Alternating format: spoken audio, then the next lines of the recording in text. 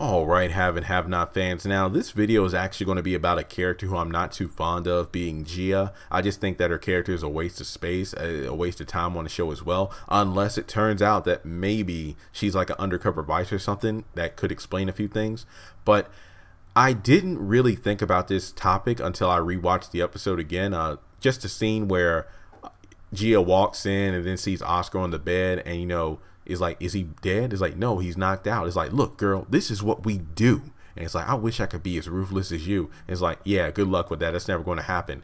And just the way she talks to Gia and looks down on her, something tells me that maybe, just maybe this is who Erica used to be.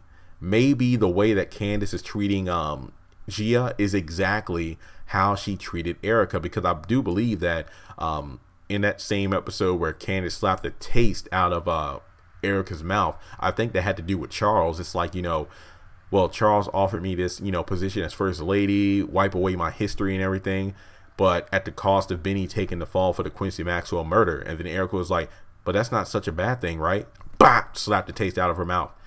And that's when Candace put her in her place. It's like, look, you were my bottom hoe, and I helped build you up to where you are now. So you better remember your place. So I'm thinking that maybe the reason Erica has such disdain and hate towards Candace, despite acting like a friend to her face, maybe it's because, unlike Gia, Erica got fed up with, the way that Candace was treating her and decided to climb the ranks in her own way. Because, it was eventually found out that her and Warlock were in a relationship. It's like, he did his gang banging and drug dealing while she was being a prostitute out there, and their two rivers of business should never meet, but those two were together. So I'm thinking that she decided to try to one up Candace by, going behind her back and trying to get with the head honcho of their operation, being Warlock.